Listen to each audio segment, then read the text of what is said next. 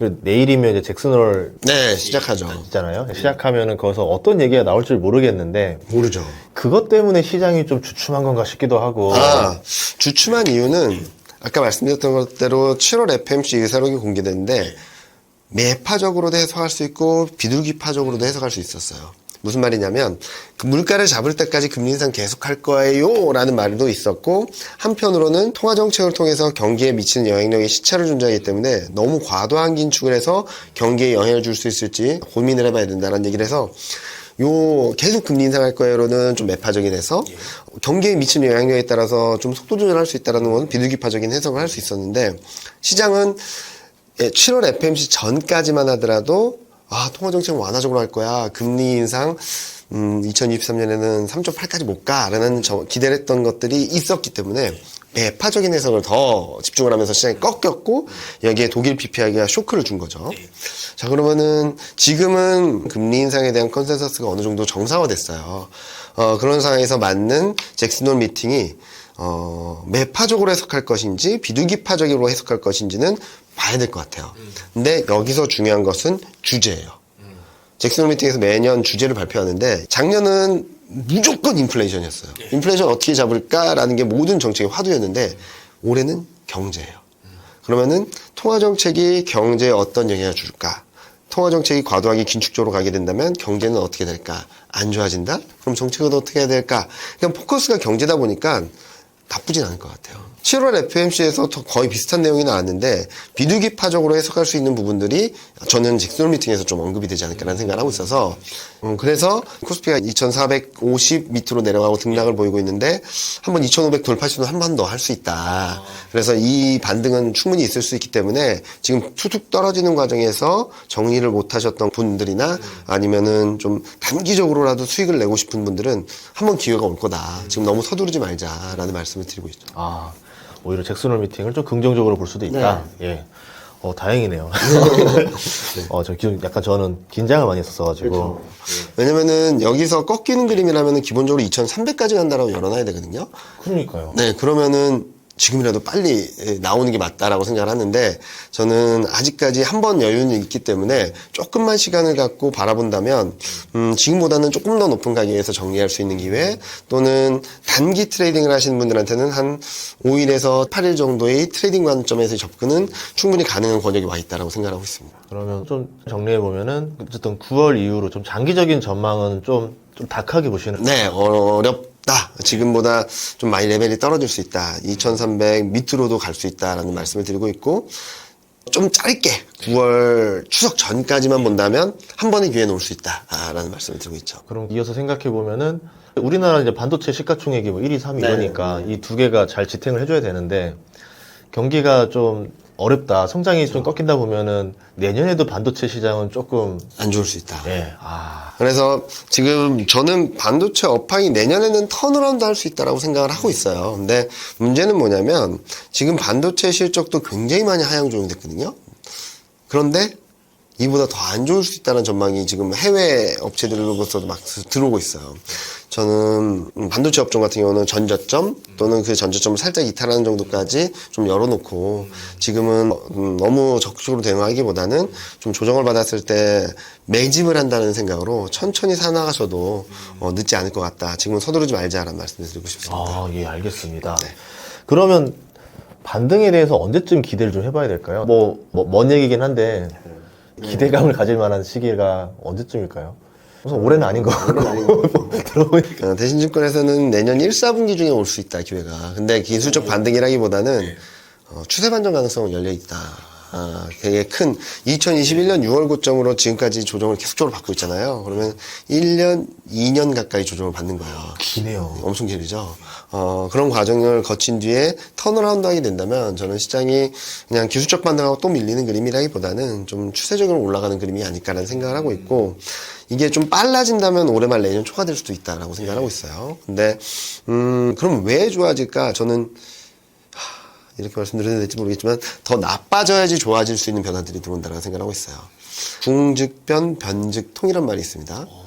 궁하면 변하고 변하면 통한다. 경기가 굉장히 안 좋아지게 된다면, 자, 수요가 약해지는 의미이기 때문에 물가가 안정이 될 거예요. 잡히죠. 네. 경기가 굉장히 안 좋아지게 되면 될수록 물가 레벨이 떨어지면서 연준의 통화 정책이 완화적으로 갈 수 있는 계기가 만들어지겠죠. 두 번째는, 경기 사이클. OECD 경기 선행 지수가 2021년 7월 달에 고점을 찍었거든요.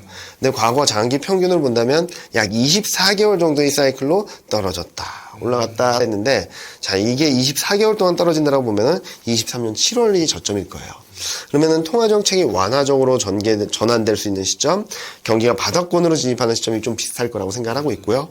마지막으로는 통화정책이 완화적으로 가면 이미 많은 유동성들이 자산시장으로 한 번 더 이동할 수 있다고 생각하고 있거든요. 그런 것들이 좀 맞물리는 구간이 내년 상반기를 지나면서 나올 수 있는데, 주식시장 같은 경우는 먼저 선반영을 한다는 특징에 있어서 내년 1, 4분기, 1, 2, 3월 중 좀 빠르면 올해 말도 가능하다. 그런데 관건은 물가 레벨이 얼마나 떨어질까, 안정이 될까라는 부분이고, 이 물가 레벨이 떨어지면로 인해서 시차를 두고 긍정적인 변화들이 들어올 수 있는데, 문제는 이 물가가 떨어지는 과정에서 수요가 안 좋다, 경기가 안 좋다, 이런 것들이 좀 시장에는 세게 반영될 수 있다고 생각하고 있습니다. 그렇게 되겠죠. 재고가 많아지고 물건이 안 팔리고 그럼 그 상황에서 파산하는 기업들도 나오기 시작하고 그 실업자가 더 나오고 좀 전반적으로 경기에 좀 침체가 되는 상태에서 그제서야 물가가 잡힐 거다. 그 다음에 우리가 이제 기대할 수 있는 것들이 기대할 많다. 수 있다. 네. 아이고야. 이 상황에서 중국 경기는 좀 어떤가요? 괜찮나요? 많은 분들이 중국 경기 걱정을 많이 하세요. 저도 걱정돼 죽겠어. 왜냐면은, 많은 분들이 한때는 기대를 하셨어요. 코로나19로 인한 쇼크를 경기 부양 정책으로 반등을 했기 때문에, 좀 좋아지겠다라고 생각하셨는데, 저랑 저희 대신증권 이코노미스트랑 계속적으로 말했던 건, 방향성은 안 바뀐 거다. 그동안에 중국 경기가 잘 가다가 코로나19 쇼크로 충격을 받았으면 이렇게 다시 갈 수 있다고 보겠지만, 그동안에 중국 경기를 보면 계속적으로 둔화됐거든요. 그러다 코로나19 때문에 확 꺾였어요. 경기 부양 정책 엄청 쏟아붓고 돈 막 쏟아부어서 반등을 했습니다. 그럼 이렇게 갈까요? 그런 게 쉽지 않거든요. 이렇게 가던 게 툭 꺼졌다가 반등이 나왔다면 다시 이렇게 하강하는 사이클이라서, 저희는 중국 경기가 턴어라운드 하기 위해서는 내년 상반기를 지나야지 바닥이 잡힐 것 같다라는 말씀을 드리고 있고, 글로벌 전반적인 경기 흐름들이 좀 정화져야지 좋을 것 같다는 생각을 하고 있고, 무엇보다도 중국은 코로나19 정책에 대한 부분들이 시진핑 3연임 이후에 그 코로나19 정책에 대한 부분들이 전환점이 나오는지도 또 하나의 변곡점이 될 수 있다라고 생각을 하고 있습니다. 그럼 전반적으로 그러니까 전 세계가 사이클이 다 안 좋네요, 지금. 네, 지금 경기 사이클을 보면은 계속적으로 둔화되는 사이클이에요. 지금 많은 분들이 침체를 너무 많이 들으셔서 침체로 들어간 줄 아시는데 절대 아닙니다. 지금은 경기가 좋았던 게 둔화되면서 거의 기로점에 와 있는 상황인데, 이게 지금 꺾여서 더 내려가느냐라는 문제인데, 저는 더 내려갈 거라고 생각하고 있고, 그럼 미국 경제 성장률이 GDP 성장률이 2분기 연속 역성장했는데 이게 뭐냐라고 하신다면, 좀 독특하게 미국은 전분기 대비를 연율화해요. 우리나라처럼 전년 대비가 아니에요. 차이점이 있습니다. 그러면 무슨 말이야? 전년 대비로 볼게요. 한국이랑 비교하기 위해서. 전년 대비로는 2분기 여전히 1.6이에요. 1.5, 1.6이에요. 3분기도 한 1.2 정도 될 것 같고, 근데 4분기에 툭 꺼져서 0.1 이렇게 전반기에 나오고 있거든요. 그래서 경기가 둔화된 사이클인데, 둔화되는 속도가 좀 빠른 것 같아요. 기준점을 다 이탈하고 있고, ISM 제조업지수도 아마 이탈할지는 좀 봐야 되긴 하겠지만, 그런 것들이 계속 나오게 된다면 경기에 대한 높이가 낮아질 수밖에 없고, 주식시장의 추세를 결정짓는 가장 큰 핵심 변수라고 할 수 있는 펀더멘탈, 경기, 기업 이익 흐름들이 올해 하반기로 가면 갈수록 더 안 좋아지게 된다면 주식시장이 반등은 있다 하더라도 추세 반전은 쉽지 않다라고 말씀을 드리고 있죠. 지금은 뭐 2분기 실적들이 뭐 7월에 나오고 하면서 아직까지는 그래도 버텼다. 그쵸. 이거 관점인데 이제 이번 3분기는 난이도가 더 올라갈 거다.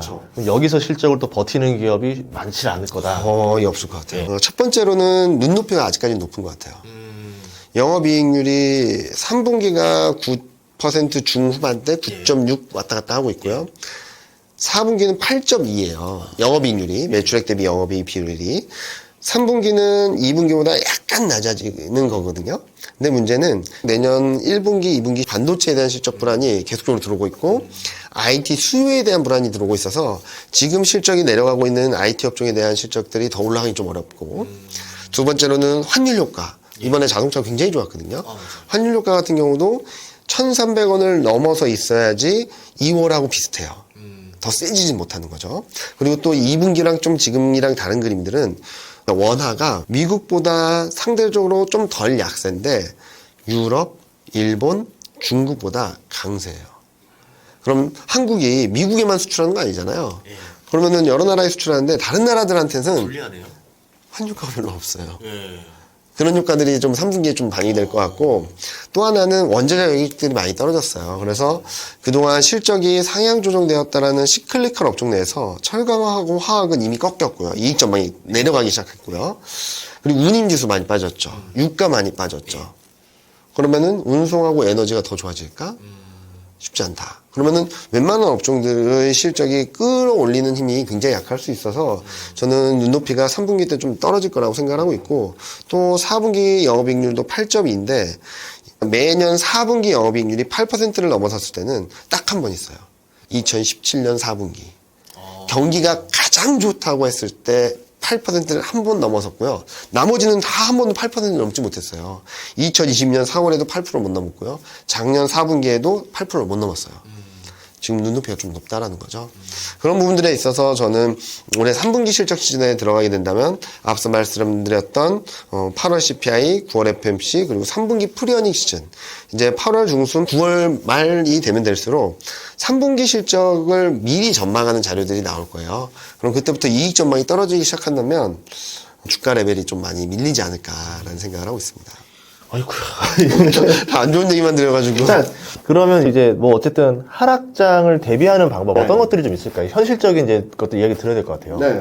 개인 투자하시는 분들이 그럼 뭐 사야 돼요? 무슨 종목 사야 돼요? 물어보세요. 아, 하락장이 돼도 사야 된다. 네, 그래서 그렇게 말씀을 하시는 이유 중에 하나는 제가 자료를 쓸 때는 현금 비중 확대도 썼지만 배당주, 방어주를 썼어요. 배당주하고 음식료, 통신 이런 업종들이 상대적으로 괜찮을 거란 얘기거든요. 그러니까 코스피가 15% 빠지는데 배당주하고 방어주들 한 마이너스 8%, 7% 정도 될 수 있다. 근데 펀드 매니저 입장에서는 이걸 사야 돼요. 의무가 있으니까. 네, 주식 비중을 90% 이상 갖고 가야 되기 때문에 덜 빠지는 업종을 많이 사고 많이 빠질 것들을 줄이는 게 맞겠죠. 아, 그럼 덜 떨어지는, 그러니까 어쨌든 떨어지는 걸 알아도 비중을 늘려야 되면서 오히려 수급이 글로 쏠릴 수가 있다는 거네요. 그래서 이쪽이 덜 빠질 수 있다라는 얘기를 드리는 건데, 그렇다고 해서 개인 투자하시는 분들이 코스피가 15% 빠지는데 얘네들은 8% 빠지니까 사자라고 하는 건 말이 안 되잖아요. 그래서 저는 오히려 지금 주식 시장에 접근을 하시기보다는 달러하고 채권을 사자. 안전자산을 오히려 사자. 얘네들이 좀 더 나을 수 있다라고 말씀드리는데, 일단 달러 같은 경우는 아까 잠깐 말씀드렸던 것처럼 잭슨홀 미팅을 전후로 해서 한번 출렁일 것 같아요. 예. 그때 좀 담아가자. 그리고 채권 같은 경우는 9월 FMC가 9월 21일 날 있거든요. 그때 전후로 3% 한 번 더 넘거나 3.2 근처까지 한번 갈 것 같아요. 그때 좀 사자. 아, 이 채권 같은 경우는 금리가 떨어지면서 수익이 나는 거니까 한번 반등할 때 그때 사자. 달러 인덱스는 쭉 올라갔던 게 출렁할 때 한번 사자. 그래서 지금은 어떤 자산이든 막 적극적으로 할 때는 아니고 좀 분기점에 가까워지고 있다라고 생각하고 있어요.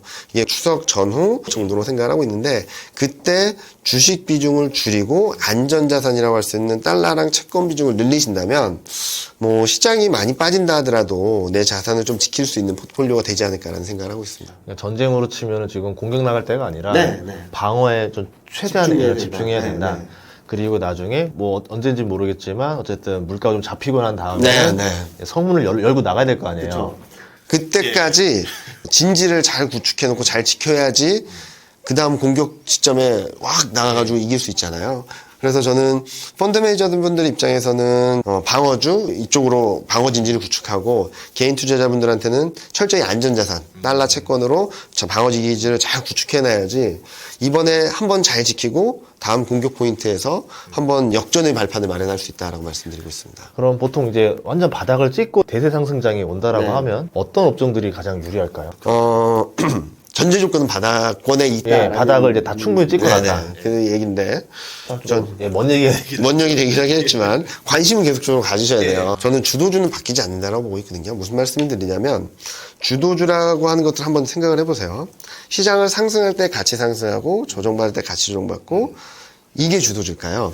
상승할 때 지지부진하고 조정받을 때 반등하고 이게 주도줄까요? 앞에 게 그렇죠. 그래서 저는 2021년 6월 고점 이후 최근까지 못했던 애들이 다음 타임에 좋아질 것 같아요. 삼성전자. 맞아요. 어쨌든 어쩔 수 없는 게 시총이 워낙 크니까. 그렇기도 하죠. 반도체가 이제 어쨌든 지수를 밀고 왔다 갔다 하잖아요. 그리고 2020년 3월 저점에서 2021년 초반까지 시장을 쫙 끌어당겼던 게 반도체, 자동차, 2차 전지, 그리고 인터넷 이런 업종들이었거든요.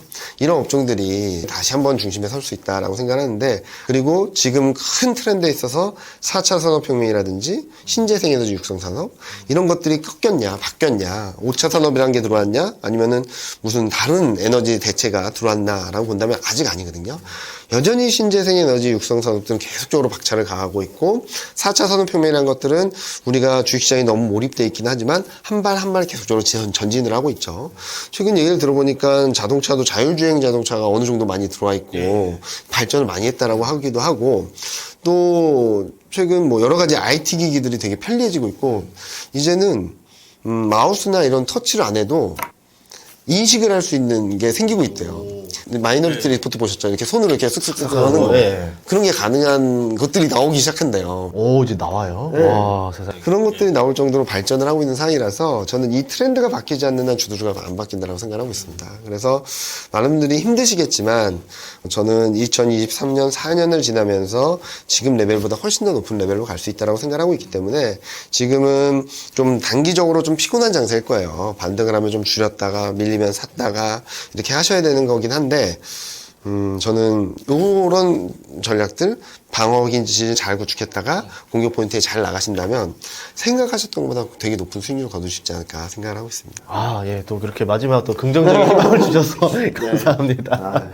네, 이렇게 긴 시간 동안 또 개미들을 위해서 이렇게 좋은 얘기 해주셔서 감사하고요. 어쨌든 오늘 내용을 결론 지어 보면은, 힘들겠지만, 그래도 잘 방어하고 나면 네. 다음번에 기회가 온다. 네. 그럼 그 기회 때 잘 벌어야 된다. 네. 그러니까 시장에 대해서 관심을 잃지 말고 맞습니다. 잘 지켜보자. 네, 이렇게 하도록 하겠습니다. 네, 출연해주셔서 감사합니다. 네, 감사합니다. 예.